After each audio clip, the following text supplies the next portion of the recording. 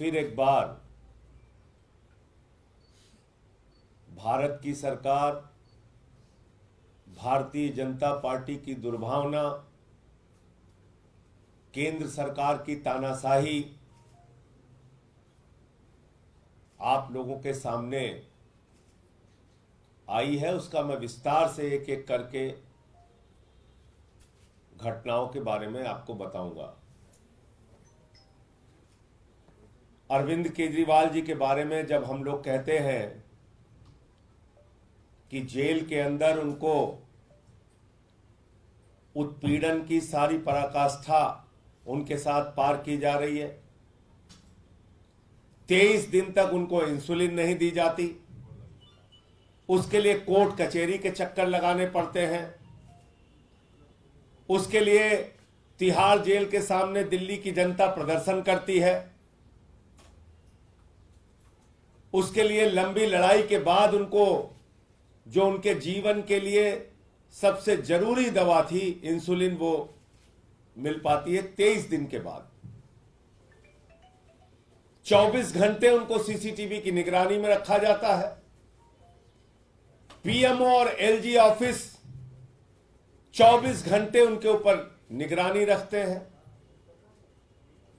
मुलाकात के मामले में जो सामान्य कैदियों के भी अधिकार हैं वो भी छीन लिए गए। पत्नी से मुलाकात होनी हो तो शीशे की दीवार बीच में रहेगी, आतंकवादियों जैसे मुलाकात।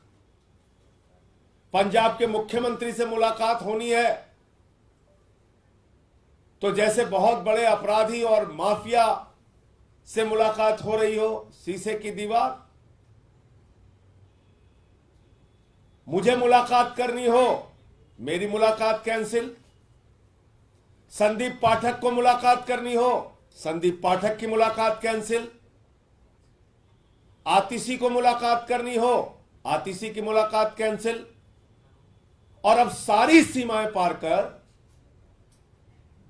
प्रधानमंत्री जी और केंद्र की सरकार इतनी दुर्भावना पर उतर आई है, भारतीय जनता पार्टी के लोग, कि पत्नी से भी मुलाकात कैंसिल। आपने कभी ऐसा सुना है? पत्नी से मुलाकात कैंसिल। अरविंद केजरीवाल जी की मुलाकात सुनीता केजरीवाल जी से जेल के प्रशासन द्वारा कैंसिल कर दी गई। कोई नियम नहीं, कोई कानून नहीं,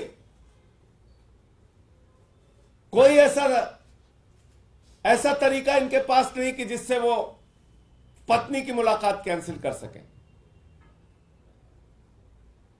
पत्नी की मुलाकात कैंसिल कर दी। आपको याद होगा सौरभ भारद्वाज और आतिशी को एक साथ जाना था। अंतिम दिन आतिशी की मुलाकात कैंसिल कर दी, बोले नहीं साहब, खाली सौरभ भारद्वाज जाएंगे। अब आतिशी को और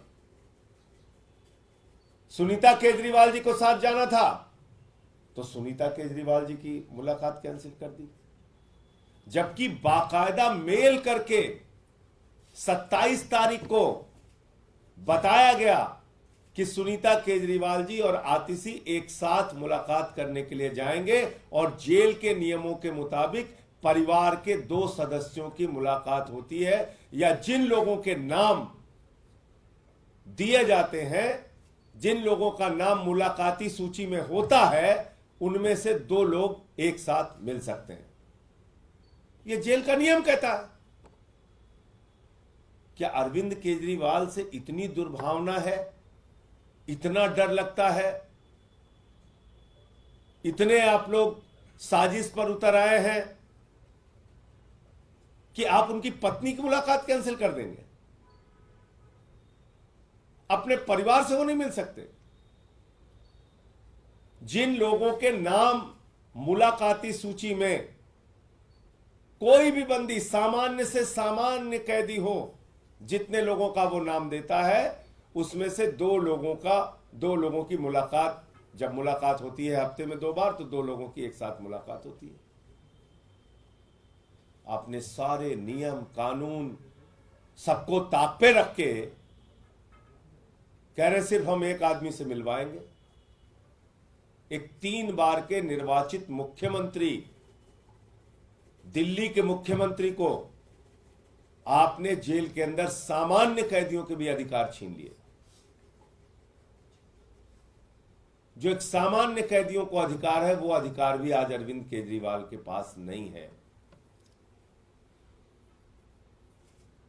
अगर उनकी पत्नी उनसे नहीं मिल सकती तो ऐसा तो अंग्रेजों के राज में भी नहीं हुआ। शहीद आजम भगत सिंह के परिवार के लोगों को भी उनसे मिलने की इजाजत थी अंग्रेजों के राज में भी। लेकिन ये तानाशाही का राज है, भाजपा का राज है, प्रधानमंत्री मोदी का राज है, जहां पर एक पत्नी को अपने पति से मुलाकात करने की इजाजत नहीं है, जहां पर एक पत्नी को अपने पति का हालचाल लेने की इजाजत नहीं है, जहां पर एक पत्नी को अपने पति के मिलकर परिवार के बारे में बताने की, पिता की, मां की, बच्चों की हालत बताने के बारे में इजाजत नहीं है। तो ये जानकारी आपके सामने देनी थी कि दुर्भावना और नफरत में देश के प्रधानमंत्री और उनकी पार्टी इतने आगे बढ़ गई है कि सारे नियम कानून को ताक पर रखकर जो अंग्रेजों के राज में नहीं हुआ वो भी इस राज में हो रहा है। सुनीता केजरीवाल जी की मुलाकात अरविंद केजरीवाल जी से कैंसिल कर दी गई है। सर, तिहाड़ जेल प्रशासन का इस पर रिप्लाई आया है। उन्होंने कहा है कि पहले आज आतिशी मिलने जा रही है, उसके भगवंत मान जी मिलेंगे। इन दोनों मुलाकातों के बाद सुनीता केजरीवाल जी को मिलने दिया जाएगा।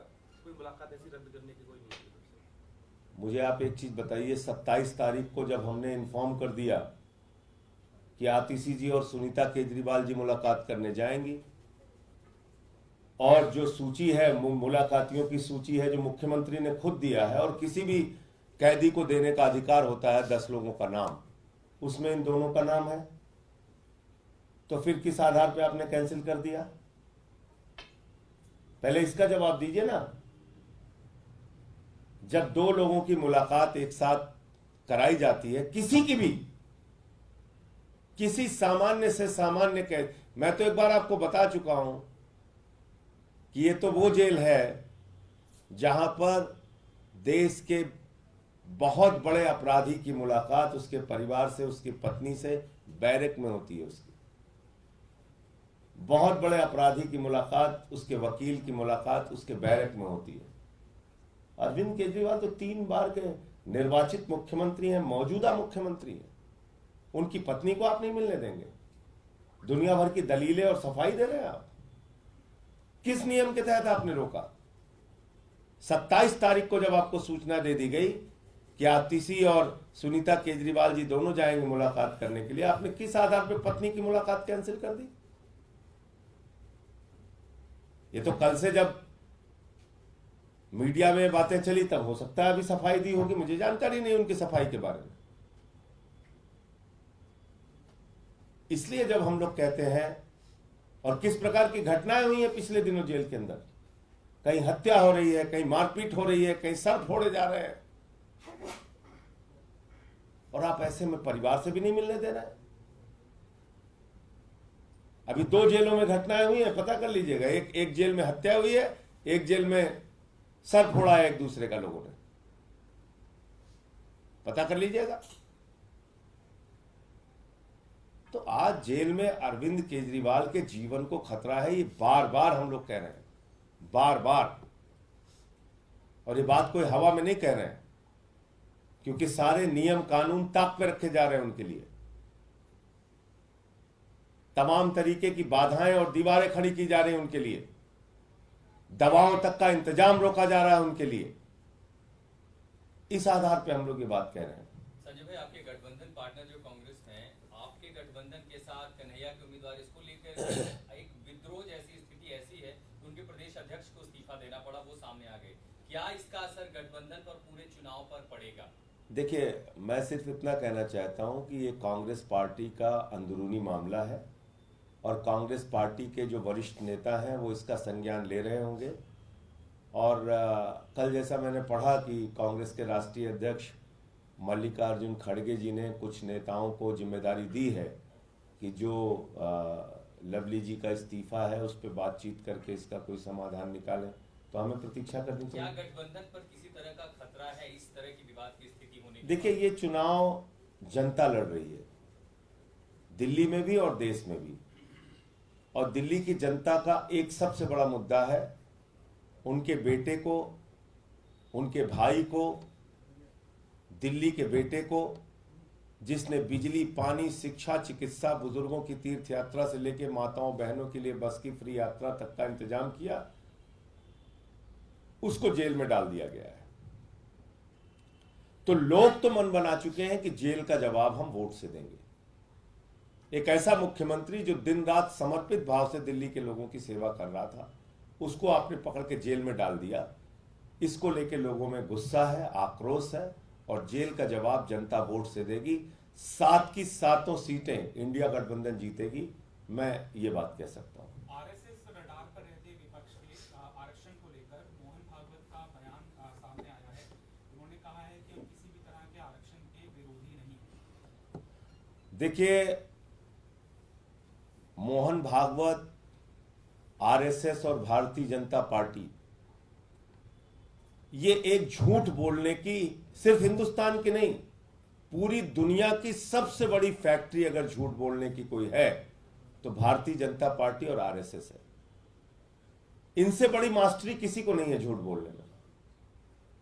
यही मोहन भागवत कह चुके हैं कि आरक्षण खत्म होना चाहिए, आरक्षण की समीक्षा होनी चाहिए।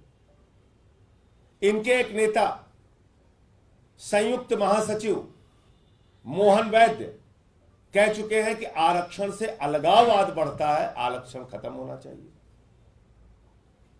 उत्तर प्रदेश के अंदर 69,000 शिक्षक भर्ती में ओबीसी का आरक्षण मारा गया। मैं ऑन रिकॉर्ड बातें बोल रहा हूं, इसको ध्यान से सुनिएगा, और अगर मैं कहीं गलत बोल रहा हूं तो इस पे सवाल पूछिएगा मुझसे।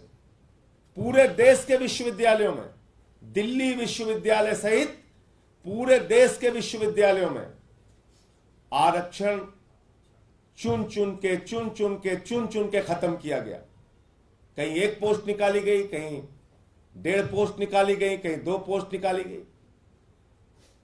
आरक्षण को खत्म किया गया।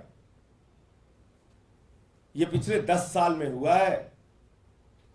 तो भारतीय जनता पार्टी और आरएसएस का साफ एजेंडा है, और मैं फिर दोहरा रहा हूं, पूरा भारत तो बाबा साहब डॉक्टर भीमराव अंबेडकर जी के संविधान को मानता है। भारतीय जनता पार्टी भागवत के संविधान को मानती है, और भागवत का संविधान कहता है, नागपुर का संविधान कहता है, आरक्षण देश में खत्म होना चाहिए। भागवत का संविधान कहता है चुनाव खत्म होना चाहिए, और देश का संविधान, लोकतंत्र खत्म होना चाहिए। इसके उदाहरण दे रहा हूं मैं आपको। अब आपने मुद्दा छेड़ दिया तो पूरी बात सुनिए। चुनाव खत्म करने की बात मैं क्यों कह रहा हूं? अमित शाह जी ने कहा 50 साल देश के ऊपर राज करेंगे। क्या फार्मूला है भाई आपके पास? 50 साल देश के ऊपर राज करेंगे? वही फार्मूला है जो सूरत में हुआ, जो चंडीगढ़ में हुआ, जो मध्य प्रदेश में हुआ, जो कर्नाटक में हुआ, जो महाराष्ट्र में हुआ, जो उत्तराखंड में हुआ, जो अरुणाचल में हुआ। पिछले 10 साल में 7 सरकारें आपने गिराई, चुनाव को खत्म किया, खरीद फरोख्त के जरिए आपने सरकारें बनाई। इस चुनाव में तो आप खुल के सामने आ गए। चंडीगढ़ में आपने हमारे मेयर के वोट काट के अपना प्रत्याशी जिता दिया। आपने सोचा था कभी आजादी के बाद पहली बार सूरत में, बताइए, चुनाव हुआ नहीं, बीजेपी जीत गई। चुनाव नहीं हुआ और बीजेपी जीत गई वहां पे। इसलिए मैं कह रहा हूं पूरे देश में चुनाव खत्म होगा। क्या हुआ अरुणाचल में? आपको पता है 10 विधायक भारतीय जनता पार्टी के वहां जीत गए। पता नहीं मीडिया ने कितनी रिपोर्टिंग की इसकी। बगैर चुनाव के 10 बीजेपी के विधायक जीत गए अरुणाचल में। कैसे जीत गए बताइए आप? दिल्ली के अंदर जहां पे एक दलित के बेटे को मेयर बनना था, चुनाव आपने कैंसिल कर दिया। इसलिए मैं कह रहा हूं ये 2024 का चुनाव अंतिम चुनाव है। इस देश के 145 करोड़ लोगों से अपील कर रहा हूं, भारत के संविधान को बचाने के लिए, आरक्षण को बचाने के लिए और अपने वोट को बचाने के लिए वोट कीजिए। इसके बाद आपको वोट देने का मौका नहीं मिलेगा, क्योंकि अमित शाह तो कह चुके हैं 50 साल राज करेंगे इस देश पे। और आरक्षण के विरोध में तो हमेशा से भाजपा रही है। याद होगा आपको, वीपी सिंह जी का मंडल आया था तो कमंडल लेके निकल पड़े थे। उस समय विरोध किया था इन्होंने, खुलेआम विरोध किया था। तो ये तो आरक्षण के विरोधी लोग हैं, इनका जन्म हुआ आरक्षण के विरोध में। कितने कैबिनेट सेक्रेटरी बताइए देश में SC ST हैं? कितने joint secretary ST SC OBC हैं? बताइए ना। तो इसलिए मैं कहना चाहता हूं कि भारतीय जनता पार्टी और RSS झूठ बोलने की फैक्ट्री है। वो सफाई क्यों दे रहे हैं? क्योंकि चुनाव में हमने ये मुद्दा उठाया, इनकी चोरी पकड़ ली, और चोरी ऐसे नहीं प्रमाण के सहित पकड़ी। तो इसलिए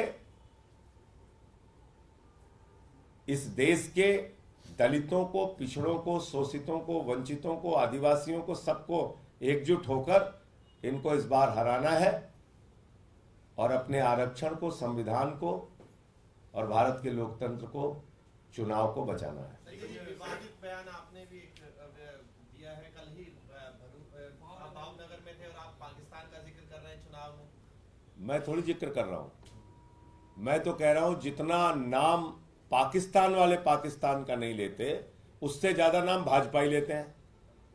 भाई 10 साल हो गया तुम्हें राज करते हुए इस देश के ऊपर, अपना रिपोर्ट कार्ड दो ना। आप बिजली पे बताओ, पानी पे बताओ, रोजगार पे बताओ, महंगाई पे बताओ, किसानी पे बताओ, पक्के मकान पे बताओ, काला धन पे बताओ, क्या किया तुमने 10 साल में। तो मैंने ये कहा कि अगर हम लोगों को तो डर नहीं लगता पाकिस्तान से, इस देश के 145 करोड़ लोगों को डर नहीं लगता पाकिस्तान से, लेकिन जिस भाजपाई को डर लगता है पाकिस्तान से, दिन रात पाकिस्तान पाकिस्तान से हम लोगों को डराते रहते हैं, वो पाकिस्तान चले जाए। मैंने यही बात बोली, हमें नहीं डर लगता। अगर भाजपाइयों को डर लगता है तो जाओ पाकिस्तान, वहीं रहो तुम, दिन रात पाकिस्तान पाकिस्तान गाते रहते हो। ये मैंने बोला। ये भी कहा जा रहा है कि जो आरक्षण को लेकर गलत चीजें प्रचारित की जा रही हैं, जिसमें गृह मंत्री का एक वीडियो भी कहा गया है, FIR होंगी पूरे देश भर में, और आप भी। गृह मंत्री के वीडियो के बारे में मुझे जानकारी नहीं है। मैंने जो वीडियो यहां आपके लोगों के सामने दिखाया था, बोलिए फिर से दिखा दूं। मोहन भागवत ने क्या कहा है, मोहन वैद्य ने क्या कहा है, क्या कहा, क्या हुआ उत्तर प्रदेश में 69,000 शिक्षक भर्ती में, क्या हुआ देश के विश्वविद्यालयों में, आप बोलिए उसका आंकड़ा जो मैं आपके सामने रख सकता हूं, प्रमाण के सहित रख देता हूं। पूछ लीजिए कितने cabinet secretary ST SC OBC हैं, पूछ लीजिए कितने joint secretary ST SC OBC हैं, तमाम सत्ता प्रतिष्ठानों पे आपने किसको बिठा रखा है। तो इसलिए मैं फिर दोहरा रहा हूं, भारतीय जनता पार्टी और RSS झूठ बोलने की फैक्ट्री है। इनकी बातों पे यकीन मत कीजिए। आज वो सफाई सिर्फ इसलिए दे रहे हैं कि चुनाव है और हमने उनकी चोरी पकड़ ली है। 100% संविधान खत्म करेंगे, चुनाव खत्म करेंगे, आरक्षण खत्म करेंगे, 100%। सूरत हो गया, अरुणाचल हो गया, चंडीगढ़ हो गया, 6-7 राज्यों में सरकारें गिरा दी, तो साफ है चुनाव खत्म करना है इनको। अमित शाह तो कह ही रहे हैं कि 50 साल राज करेंगे इस देश पे।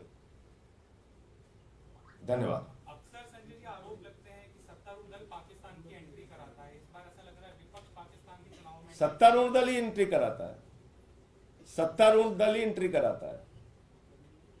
बार बार वो लोग हिंदुस्तान पाकिस्तान करते हैं चुनाव में, सबकी एंट्री कराते हैं, वो मुद्दों की एंट्री नहीं कराते। बस इस बार हम मुद्दों की एंट्री करा रहे हैं। हमें नहीं सुनना है सब बकवास, हमको मुद्दों की बात करनी है। एजुकेशन पे, हेल्थ पे, बिजली पे, पानी पे, बेरोजगारी के सवाल पे, महंगाई के सवाल पे, इस पे बात करो। संजय जी, लवली कांग्रेस का अंदरूनी मामला हो सकता है, लेकिन उन्होंने इस्तीफा दिया, उसमें कारण पूरी तरीके से आम आदमी पार्टी को बताया कि नीतियों पर सवाल उठाया, प्रोपेगेंडा बताया है और कहा कि सीधा निश्चित के समय में जो व्यवस्था थी उससे वर्ष अभी कंडीशन है।